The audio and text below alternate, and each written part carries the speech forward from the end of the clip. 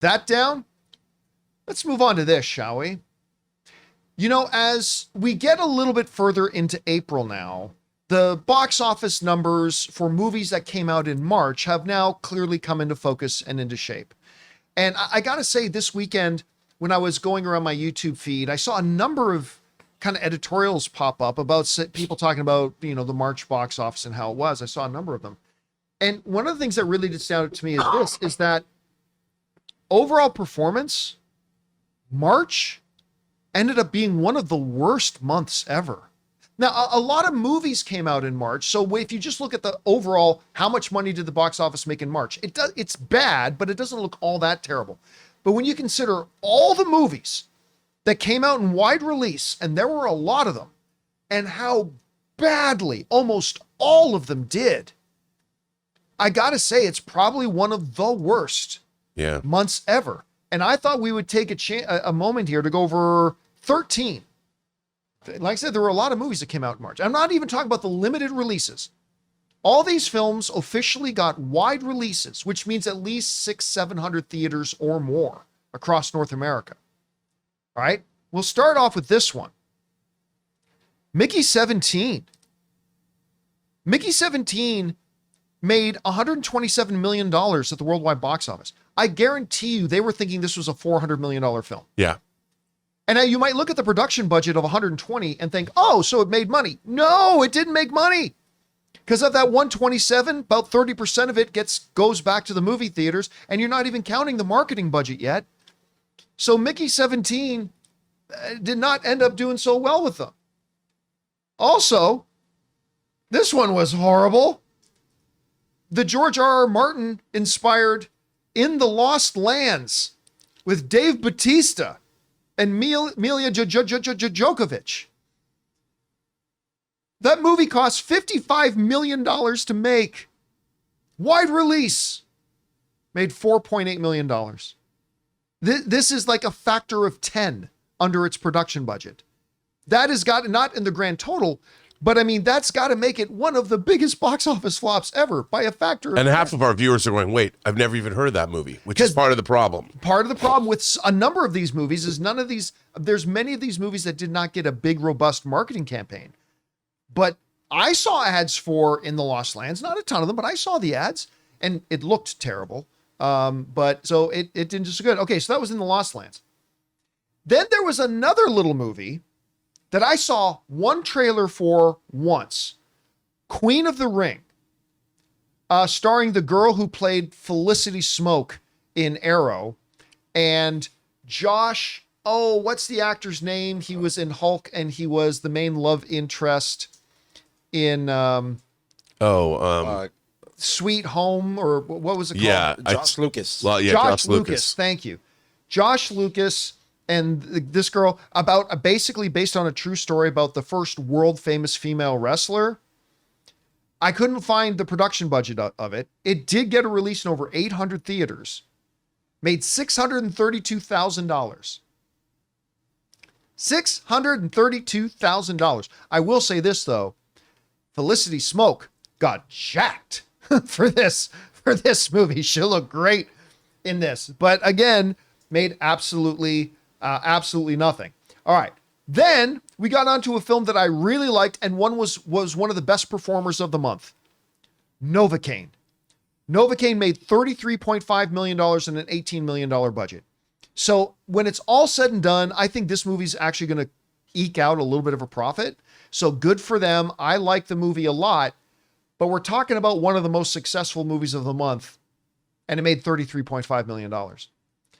Then Looney Tunes, The Day the Earth Blew Up, over 1,000 theaters in North America, made $11 million on a $15 million budget. Again, that is $15 million budget plus whatever they spend on marketing, and that $11.3 million minus the 1/3 that the theaters keep. This one, again, it was another money loser for them. All right. Then we had a really good movie, Black Bag. This was saw Kate Blanchett, Michael Fassbender, James Bond, dude from whatever the period piece show is. And Steven Soderbergh directing. And Steven Soderbergh directing, made $35.5 million at the box office, but it was a $50 million budget. And so again, also did not do well. Then I saw trailers for it, but I'll be honest with you. Even though I saw trailers and I saw marketing for this, I didn't even realize it opened. Opus, John Malkovich. Cost only $10 million to make. Ended up making $2.1 million. And again, a wide release on tons of theaters. I did see some ads, but even though I saw ads, like I said, I didn't even know the movie had already opened. Like that's how kind of came and went so badly. Then there was this little sci-fi movie with Isa Gonzalez and dude from Breaking Bad, Aaron Paul, called Ash, that I thought looked really interesting. Yep. Turned out the movie was terrible.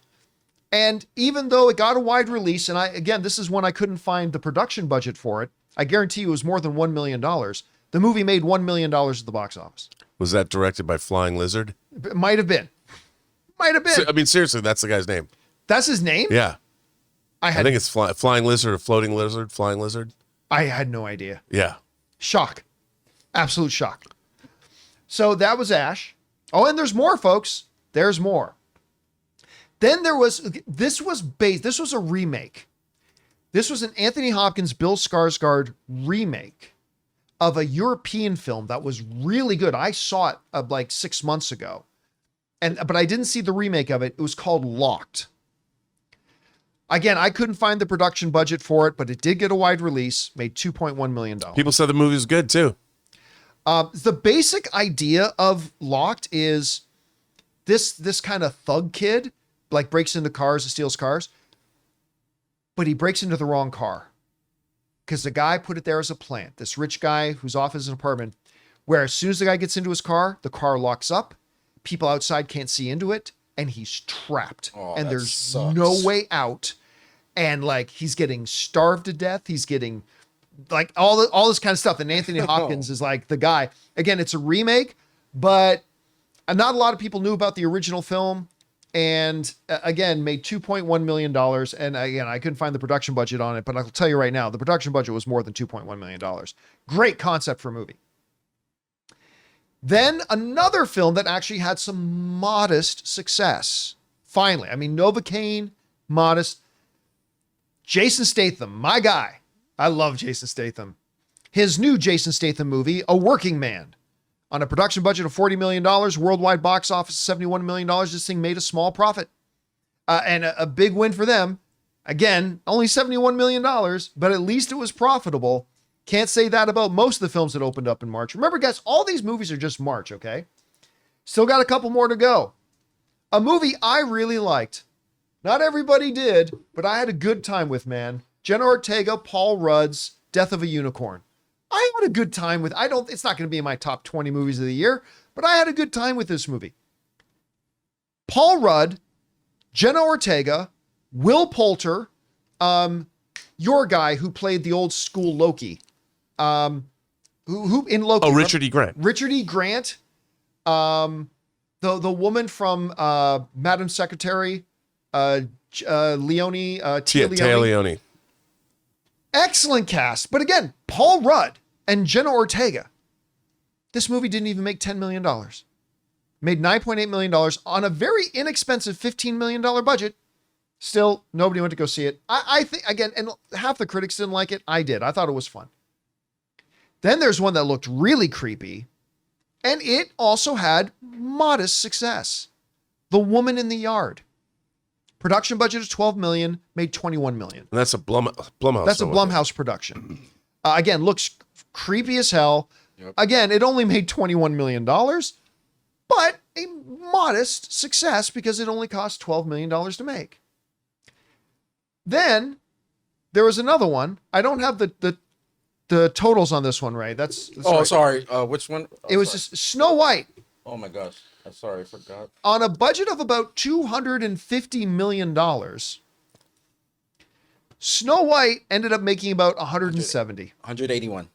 181 is what it's, 181 million. Again, remember, that's minus marketing I mean, not including marketing, which adds to the cost. And they did market this one a lot. And minus the theatrical take. And this ends up being not proportionally the biggest flop of March, but numerically there's the biggest flop of March. Yeah. And so again, like just once more, just look at these movies, man. Almost every one of them failed. Mickey 17, Lost Lands. I mean, there's just so many of these, and so many of them did so bad. Rob, the basic mantra around the industry, getting close to the end of 2024, the mantra was, and you heard it, you guys probably heard it too, survive to 25. Because there's a big, big hope being placed in 2025. Not a lot in the earlier movies of the month, other than they were hoping Snow White would do better. And it looks like Minecraft might be turning things around. And we still got a number of monstrous films coming out this year. But this was a horrible month. What stands out to you when you look at this? Well, like you said, we cover movies for a living. I mean, on a daily basis, I've got my head in whether I'm reading the trades, whether I'm reading different sections of video or analysis on Puck, whatever it is I'm reading, I'm thinking about the entertainment business most of my waking hours.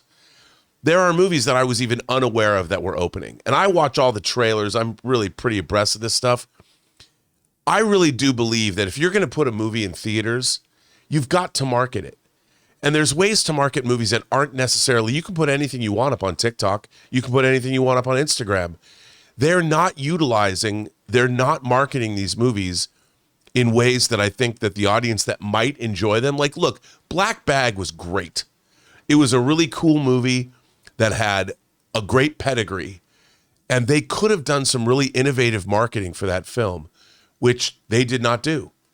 And I think I really think that the marketing divisions of the studios need to rethink how they're getting the word of mouth out on these movies. And it's kind of a bummer because, look, whether you love Novocaine or not, I love Companion. Companion, I think, should have made $50 million. Companion was really fun, but that wasn't a March film. But no, yeah, it was. But again, I think the marketing really let that movie down. It was much better than people gave it credit for because not enough people saw it. But the people that did see it, I think, really had a good time. And I think some of these movies, you can't. Black Bag was a lot of fun too. It was a really thoughtful. It was an adult movie. It was so much fun. Star power, really well made. 90 minutes. It wasn't. That was a nice, crisp. Yeah, and it worked. And I'm like, how do you not market this as like the cool movie of March 2025 and turn it into an event where people need to go see this to be cool? You know what? You know what they did? They led into the drama in the marketing. They leaned into the drama and completely ignored the thriller aspect of it. And I think for that movie, if they had leaned, because that was a far more thrilling movie than I thought it was going to be. Yeah, I know. And if they had leaned into that in the marketing instead of just this is a drama about a man who's questioning his wife's loyalty. They just took the wrong approach. No, and they got to make it like these two people, like go more Mr. and Mrs. Smith, like these two people are you two of the most beautiful people, most dangerous people. They might want to kill each other or whatever. Just give me a little P.T. Barnum in this, man. Learn how to market a film.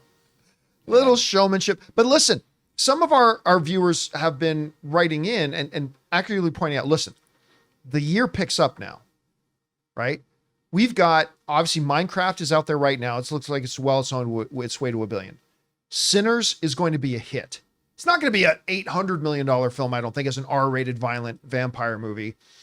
But it's going to make a bunch of money. We've got the new Jurassic. They just always make $1 billion. I don't know if this one will, but it'll make a lot of money.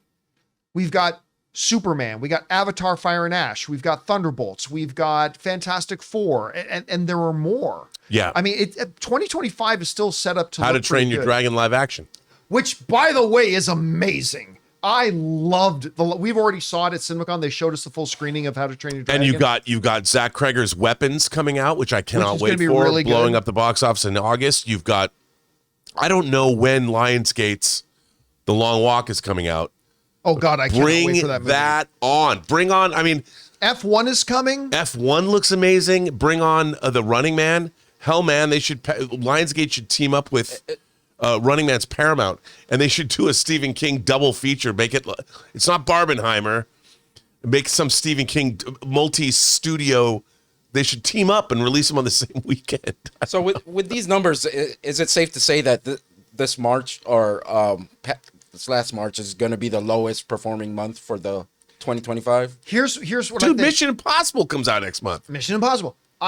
That's the question. See, I think the thing is, so many movies came out that when you add all the numbers together, it's not going to look like it's that bad. It was just so we might have another month this year that maybe has a lower box office total, but I don't think you're going to have another month where the per wide release movie box office average will be as low as this one. I just don't think that's going to happen. Also, your good Canadian kid, one of my favorite directors, Cronenberg. David Cronenberg, next week, The Shrouds, baby, March with one of the Madness, most baby. uplifting premises for a movie ever. And by the way, a movie I might be going to see tonight if it's the secret screening. By the way, if any of you guys know what the secret screening is at AMC, there's whispers that the AMC Screen Unseen tonight, because last week was Drop, which I really enjoyed. There's word that tonight's going to be The Accountant 2. And I think this is not going to be a huge movie. Accountant 2 is not going to be huge, but I think it'd make a nice little amount of money. So I'm hoping that's going to be playing at the Screen Unseen tonight. Yeah, you're very excited for that one. Oh, I love the first one. You know what? My business manager got a hold of me, and apparently he had never seen the original Accountant.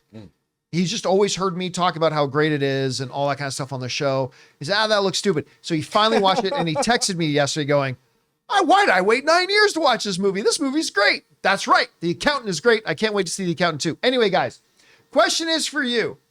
What do you think about this? March, no other way to put it, complete disaster. March was an absolute, utter disaster. But remember, 2024, also up till April, looked like a big disaster. Like you had